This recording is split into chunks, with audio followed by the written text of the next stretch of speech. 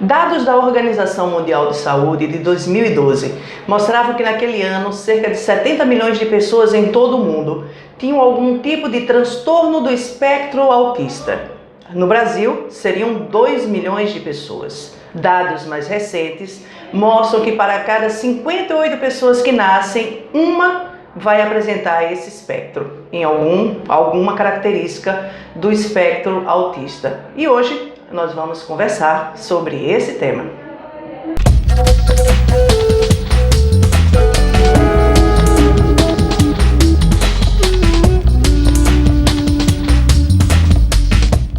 E quem conversa conosco hoje sobre autismo é Victor Eustáquio, ele que é psicopedagogo e também é sócio fundador da Clínica Somar, inclusive onde nós estamos gravando hoje esse nosso bate-papo. Portanto, se você escutar alguns ruídos, gente, é porque nós estamos em pleno atendimento aqui no espaço e já estou logo avisando. Seja bem-vindo ao Papo de Psique.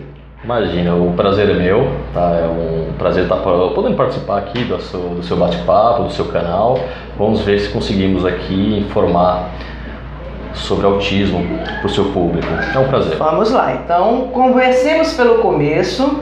Tem se falado bastante sobre a questão do autismo, a gente percebe que mais ou menos de uns 5 a 8 anos, de 5 a 8 anos para cá, esse tema está mais visível. E talvez ainda haja muito desconhecimento de fato sobre o que é o autismo. Vamos começar do princípio, vamos começar do começo. Perfeito. O que é autismo? Vamos lá, Alexandra. O autismo nada mais é que um transtorno do desenvolvimento caracterizado por desvios quantitativos e qualitativos da esfera de conduta de comportamento e de desempenho cognitivo. Vamos falar no decorrer aqui também na nossa conversa sobre algumas características. E eu vou pegar um pouquinho que você colocou logo no início. É verdade, de uns 8, 5 anos para cá, realmente está se falando mais e bem sobre autismo. Isso seria resultado de uma maior gama de pesquisas, digamos assim, de acesso à informação sobre este transtorno? Perfeito, exatamente essa junção.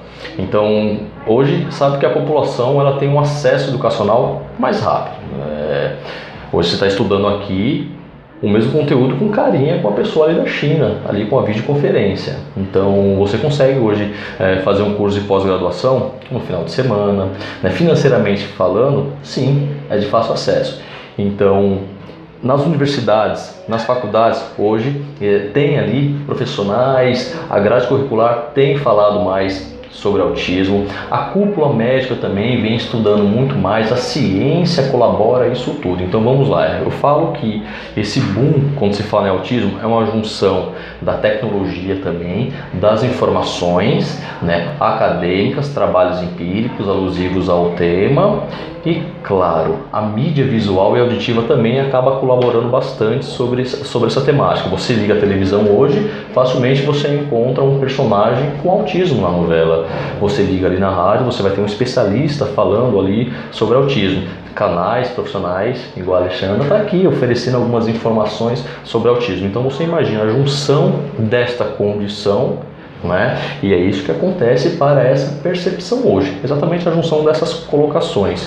De uns 8 anos para cá vem realmente melhorando isso. E talvez o fato do assunto ter estado mais na mídia, inclusive como você citou, algumas novelas já trouxeram aspectos, ou espectros, melhor dizendo, características do autismo, e também a própria mídia hoje trazendo profissionais que falam sobre isso. Você acha que isso ajudou a despertar um pouco mais os pais? Não como gostaríamos. Certo. E não tem Por que o que você ainda diz como gostaríamos? Porque ainda existe um conceito, poucos, mas existe algum conceito errôneo ainda. Então quando não tem um conceito definido, tem um pré-conceito. E o preconceito nem sempre vai para a rua interessante. Então veja só, imagine só um pai que acaba de receber um diagnóstico de autismo. Então sai ali lembrando que o diagnóstico ele é clínico, só quem pode fazer esse diagnóstico, quem pode dar esse diagnóstico aqui no Brasil é médico, neurologista, psiquiatra infantil. Então imagine só o pai recebendo essa informação: olha, seu filho se enquadra nesse espectro do autismo, o filho ele é autista. Então, realmente é um baque, né? É uma surpresa muito grande para a pessoa. É uma surpresa. Então, você pensa nessa condição há 20 anos atrás. Vamos pensar nessa condição hoje. Certo. Emotivamente falando, o impacto é o mesmo. Quando a família ela recebe essa informação, esse diagnóstico, o que ela encontra na frente é um buraco, e ela cai no buraco, a família como um todo cai nesse buraco, né? Então, esse buraco há 20 anos atrás era muito mais profundo, não só pela condição emotiva, que isso é relevante, mas pela condição conceitual do que é o autismo. Hoje é a mesma coisa, ela cai no buraco também, mas ela tem mais ferramentas para poder sair desse buraco. E quando falo dessas ferramentas, são profissionais da área de psicologia com a própria família, são profissionais de intervenção com a própria criança, a mídia. É uma escadinha desse buraco, as informações, a internet, enfim. Então a família hoje ela consegue realmente de forma mais coesa sacudir a poeira, que é muito complexo isso tudo, né? E aí pensar, opa, deixa eu ver o que eu tenho que fazer com o meu filho. Porque entender hoje o que a ciência fala que autismo não tem cura. Uma vez corretamente diagnosticado com autismo, a criança ela vai ter autismo. O que vai acontecer nesse percurso é o seu desenvolvimento imediato. Dentro daquela realidade que ela possui. Exatamente. Então vai acontecer o seu desenvolvimento dentro dessa realidade. Tá? E claro, quando eu falo desenvolvimento, todo mundo faz parte desse desenvolvimento. Sobretudo a família e os profissionais. Escola e profissionais paralelos. Então a família ela consegue de fato hoje sair um pouco mais rápido pela essa condição favorável hoje do buraco para poder realmente fazer o que é mais importante, que é a intervenção com o seu filho. Agora, Victor, a partir de que idade a família, a mãe, o pai, ele começa a perceber que o seu filho pode ter algum espectro do autismo? Eu acho que é interessante a gente explicar logo aqui para o pessoal que está nos assistindo que o autismo ele é considerado um transtorno que tem vários espectros ou várias características e que vão variar de níveis. Perfeito. E a depender desses níveis ou dessas características, a gente tem um grau desse autismo e nós vamos ter obviamente um grau de resposta como um grau de tratamento. Perfeito. Eu acho que a grande dúvida, não só minha, como de quem estiver nos assistindo, é como eu começo a perceber isso? Como essas características elas começam a se manifestar? Que características são mais comuns e que podem me fazer ligar um sinal de alerta, começar a prestar atenção para um encaminhamento, digamos, a um profissional que possa aí comprovar ou não? Essa é uma pergunta super interessante, porque de fato você vai alertar o pai nessa sua observação com o seu filho. Então existem várias características, tá? Vamos lá. Eu posso começar de bebezinho. Sabe que quando a mãe está amamentando, lembrando que estamos falando de características, tá? Não significa que, olha, meu filho tem essa característica, então ele é autista? Não, eu estou falando de características. E quando se fala em um diagnóstico, é um conjunto dessas características, tá ok? Então vamos lá. Imagine só a mamãe, aquela situação fantástica na hora de amamentar a criança. Existe um namoro ali entre a mãe e a criança, não é? Aquela troca de olhar, aquele olho fixo. É muito comum a criança com autismo ela ter um desnível, ela cai, ela não consegue permanecer por muito tempo o contato ocular com a mãe naquela hora da amamentação. É uma característica. A criança é muito inquieta, ela não consegue ficar calma em alguma posição. A criança chora demais ou não chora, né? Quando você chama a criança, ela não olha para você. É muito comum a criança com autismo, ela tem interesses em objetos que podemos classificar como incomuns. Por exemplo, um rótulo de um biscoito, um pedaço de pano, um pedaço de papel, uma madeirinha, né? Então ela tem muito mais interesse em alguns objetos, como eu coloquei, que aparentemente não são comuns, do que em outros que aparentemente são comuns. Por exemplo, um brinquedo, né? Falando sobre brinquedo, é comum uma criança que se enquadra nesse espectro do autismo, muitas vezes ela não sabe brincar de forma funcional e, por exemplo, ela gosta de objetos que giram. Então ela pega o carrinho, ela fica girando a rodinha do carrinho, ou até mesmo alguns objetos, caneta, lápis, gosta de ventiladores, né? Isso é algumas características. É comum uma criança com autismo ela andar na ponta dos pés, né? A criança muitas vezes ela apresenta, é comum também a estereotipias, os flappings, Os movimentos de tronco, chamados de lock-ins, então a criança mexe muito aqui no tronco, ela tem os flappings, ela pula. Sobretudo a comunicação, né? Isso é muito importante frisar. Muitas crianças com autismo têm um atraso na comunicação, não são todas, mas a maioria tem esse atraso na comunicação expressiva verbal, né? Muitas têm restrição alimentar, né? Come muito pouco, só um tipo de comida, tem interesse somente por comidas mais secas, sólidas, de uma determinada cor. Então é uma série, gama de características que, assim, algumas das que você trouxe, elas são, digamos assim, características, algumas consideradas normais em bebês. Perfeito. Até aí, ok. Eu tenho 2 filhos e um dos meus filhos ele andou por muito tempo na ponta do pé. Então, ratificando, não é o fato da criança ter uma característica dessa do que estamos conversando aqui, que a criança é autista ou ela tem autismo, de forma alguma. É um conjunto de características. Certo. E aí, qual seria o próximo passo? Por exemplo, você falou da dificuldade de fala. E a própria dificuldade de fala, ela é inerente não só à questão do espectro autista, mas ela também pode ser inerente a outros fatores. Sim. Tem crianças, eu conheço criança que ela só começou a falar, digamos assim, fluentemente, Perfeito. Quando entrou na creche. Estamos falando também de uma condição genética. Sim. Tem a condição genética e a condição de ambiente. Genética, vamos lá, vamos imaginar que eu tenho um casal que não gosta de conversar muito, papai e mamãe não falam muito. Logo, existe uma grande probabilidade a criança também falar pouco. Sim. Né? Então é uma questão de genética.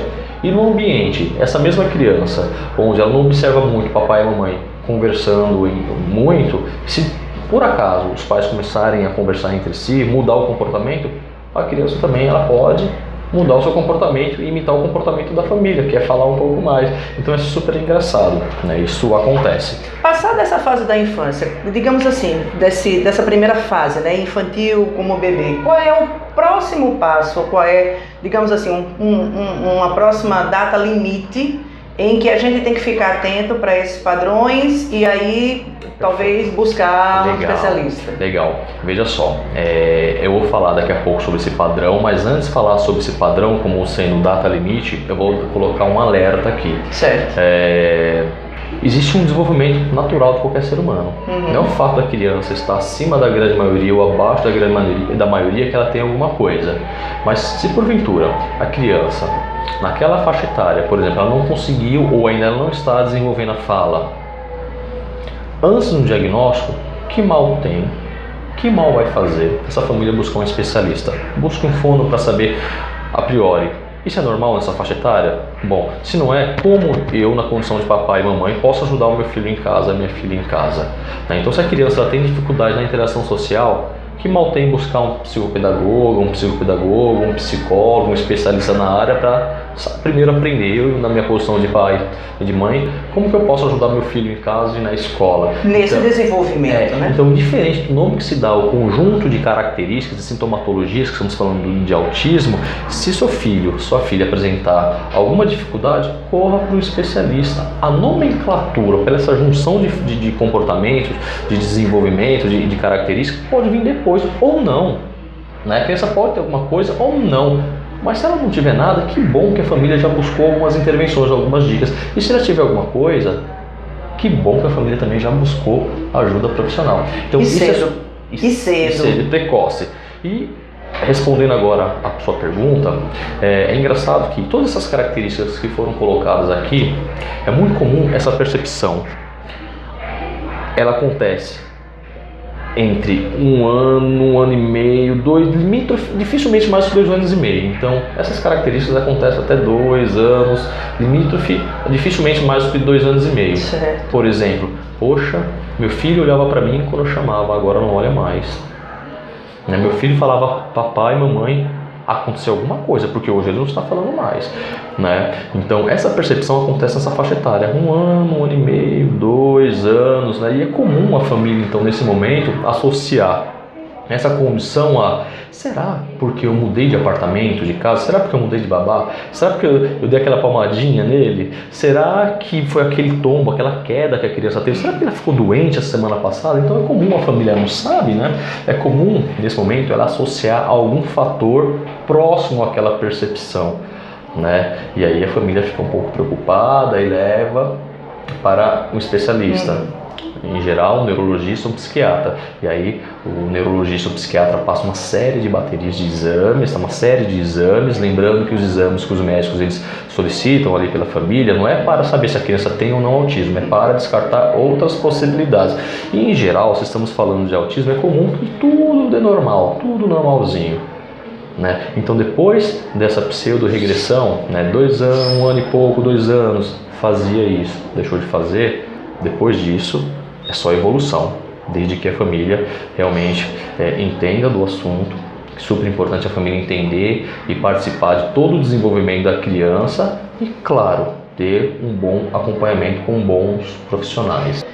E eu queria que, antes de você focar no tratamento, eu queria que a gente falasse dos 3 tipos, de uma forma bem clara e bem objetiva, os 3 tipos que são assim mais comuns de espectros, né, ou de níveis que nós temos aí do espectro autista. Ok, hoje falamos muito sobre autismo leve, moderado e grave / severo. Então temos ali temos algumas divisões. Lembrando que nessas divisões existem as nuances entre elas. Mas eu tenho um grupo ali mais leve, um grupo moderado, um grupo mais grave / severo. Todas, sem exceção, evoluem. Aliás, é simplesmente impossível uma criança não evoluir. É impossível, isso não acontece. Para ratificar isso que eu estou colocando, e vamos imaginar, olha, parece muito simples, mas vamos imaginar um feijãozinho. Esse feijãozinho que quase que diariamente almoçamos. Você pega aquele feijãozinho, abre o saco e pega aquele feijão. Coloca aquele feijãozinho ali no algodão, na terrinha, molhada, coloca água, enfim. O que vai acontecer com esse feijão daqui 1 dia, 2 dias? Ele vai germinar, vai brotar. Eu estou falando de um vegetal. Vai desenvolver quanto mais uma criança, que escuta, que enxerga, que se envolve no meio. Então, eu coloco que é simplesmente impossível uma criança não evoluir. No entanto, existe a velocidade do ensino e aprendizado. E aí eu quero só, antes da gente avançar nisso aí, eu preciso que a gente esclareça para quem está aqui nos assistindo, o que você quer dizer com uma forma leve, uma forma moderada ou uma forma grave do autismo. Perfeito. Qual seria a principal? Eu sei que tem várias características, mas que características mais especificamente podem determinar essa graduação? Então vamos lá. Lembra daquelas características no qual colocamos logo no início do nosso bate-papo? Isso. Então vamos acrescentar a palavra intensidade. Certo. Então é exatamente a intensidade daquelas características no qual eu coloquei. Quanto mais características ou menos, eu vou ter uma criança mais leve ou moderada ou mais grave. É exatamente a intensidade dos sintomas, das sintomatologias do espectro. Vamos tentar ainda clarear mais um pouquinho. Gosto bem de deixar a coisa bem feijão com arroz, como diz a história. Uma característica leve.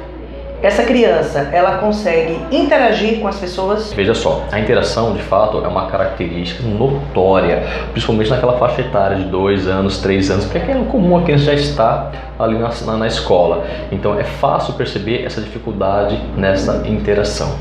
Tá ok? Certo. No entanto, desde a criança mais leve até a criança mais grave, ela pode ter dificuldade na interação social. Mas essa dificuldade ela vai variar. Ela vai variar muito, né? Porque depende de outros fatores, né? Então, criança mais leve, ela vai interagir, mas existe uma grande probabilidade dela a interação ser curta, ou ela só falar dos assuntos no qual ou ela gosta, significa que ela domina, né? E acaba sendo uma criança chata, ou só falar só sobre dinossauros, só sobre marcas de carros, ou falar sobre planetas. Então ela vai interagir dessa maneira. Se existir alguém iniciando uma interação contrária disso, muitas vezes ela não percebe, ela continua falando e as pessoas saem de próximo. Então a interação ela é restrita naquilo que ela gosta. Então é uma interação limitada. Como né? é que era definido isso antes? Então, antigamente chamávamos de síndrome de Asperger, né? Síndrome de Asperger. Recentemente foi trazido aí pela televisão, hoje, né? Isso, hoje é autismo Uma de jovem. bom funcionamento, né? Então é aquelas características bem brandas, assim, bem sutis, bem leves, né? Autismo leve, né? E essa interação, ela vai evoluindo, ela vai complexando. Tem criança que não fala, então a interação já dificulta. Como que ela vai interagir? Corporalmente falando. O fato da criança não falar não significa que ela não entenda as coisas. Eu acho esse ponto fantástico, porque a gente sabe que em determinados graus mais graves do autismo, de fato a criança não quer se comunicar. Ela tem dificuldade de se comunicar. Ela tem essa dificuldade, né? Mas não quer dizer que ela não esteja interagindo, entendendo o ambiente. E aí eu falo particularmente na questão da rejeição. Que ela não esteja sentindo, por exemplo, uma rejeição da família, uma rejeição das pessoas que convivem com aquele núcleo familiar. Perfeito. Ela está percebendo isso. Muitas vezes a criança percebe, então isso é fato. Então não falta a criança, porque a comunicação, eu vou falar sobre duas vias, né? Certo. Tem a comunicação expressiva verbal, que é o que está acontecendo aqui agora comigo, e tem a comunicação receptiva, que é o que está acontecendo aqui com o ouvinte, como eu estou falando, acontecendo com você. E quando você, Alexandra, começa a falar, agora você está explorando a sua comunicação expressiva verbal e a minha receptiva. Então, estou recebendo informação. Então, não podemos julgar. Se a criança não fala, ela não sabe. Demodê, é antigo, isso não existe, né? Então, essa criança que não fala com a boca, com a voz, nós escutamos a vozinha dela, ela vai falar com o corpo. Ela vai apontar, ela utiliza o outro como ferramenta, pega na mão, né? Então, quando ela não quer alguma coisa, ao invés de ela falar, eu não quero isso agora, eu não gosto, ela vai se jogar no chão, ela vai chorar. Então, ela vai falar com o corpo. Bom, falar com o corpo é passivo de interpretação. Então, você imagina só, vamos imaginar uma mãe no shopping, onde a criança agora, o jovenzinho, quer um brinquedo, né? Então, a mãe fala, não vai ganhar o brinquedo. Mas só que ela não sabe falar, ela só aponta. Perdão, ela aponta, ela quer o brinquedo. A mãe fala, não vai ganhar o brinquedo. Ela pega, não sabe falar, e ela vai chorar, se joga no chão. As pessoas ao redor falam, nossa, que menino mal educado, mal criado. Essa mãe não soube educar essa criança, esse menino. Que é comum, é o pré-julgamento, né, que não tem um conceito. Então, eu estou pré-julgando. Não é, ela está falando com o corpo, né, que ela quer aquele brinquedo e ela não ganhou. Então, ela está falando, ela está triste, né? Então, imagine só isso na sala de aula também, a criança que não fala. Mas ela entende, então na sala de aula ela vai se comunicar mais com o corpo, e o corpo é passivo de interpretação. Temos uma padronização de interpretação, não é isso? Então olha só como é complexo quando falamos sobre autismo, porque estamos rodeados sobre padrões de observação. Então eu quero que meu filho siga aquele comportamento, aquele desenvolvimento, e nem sempre ele vai conseguir seguir. Não vai. E aí, até para você conceituar uma criança dentro de uma característica do autismo, isso também hoje, ele também tem, digamos assim, ele pode ter várias formas de você observar. Então, de fato, o importante seria observar o conjunto. Exatamente. Porque uma característica só não significa que ele tenha um espectro autista. Perfeito. Lembrando, ratificando mais uma vez, que o único responsável para o diagnóstico é o médico. Então o médico ele vai ter ferramentas, ele vai utilizar protocolos de observação junto com a anamnese. A anamnese é aquela conversa que o médico ele vai ter com a família, o objetivo pelo qual a família está na frente do médico. Que você está aqui por quê? O que tem o seu filho? Isso chama anamnese. Então o médico vai conversar e depois ele vai avaliar a criança. Então vai colocar a mão na criança, né? Então ele vai estimular com alguns jogos, com brincadeiras, ele vai utilizar avaliações para no final, juntando o que ele escutou do papai e da mamãe,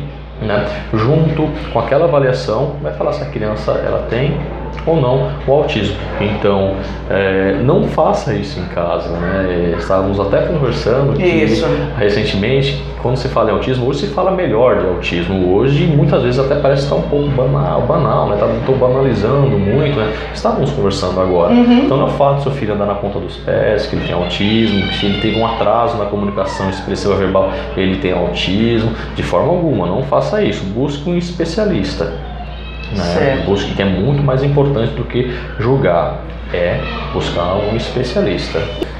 O tratamento da criança autista, ele é um tratamento que ele tem um profissional específico ou ele é multidisciplinar? O tratamento ele é multidisciplinar, né? Então, a partir do momento que a família consegue perceber ou alguém indicou para ela que a criança saiu um pouquinho daquele padrão de desenvolvimento, né? Seja verbal e comportamental.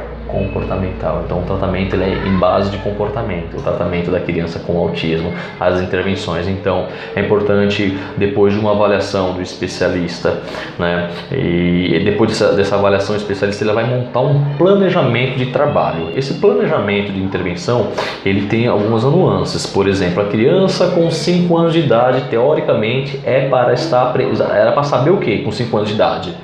Né? Ela sabe o que com 5 anos de idade? Então, o que ela precisa saber com 5 anos? Mas o que ela sabe com 5 anos? Então, o planejamento vai desde a condição da faixa etária e de comportamento.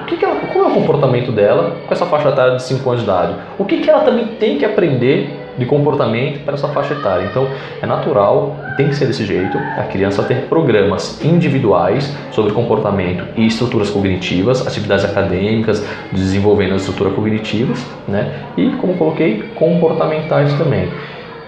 O trabalho também tem que ser feito com a família, mas, sobretudo, quando você fala em intervenção com crianças com autismo, pedagogos, psicopedagogos, terapeutas ocupacionais, profissionais de educação especial, arteterapeutas, fonoaudiólogos, profissionais de educação física. Então, é uma gama de profissionais. Isso é muito importante.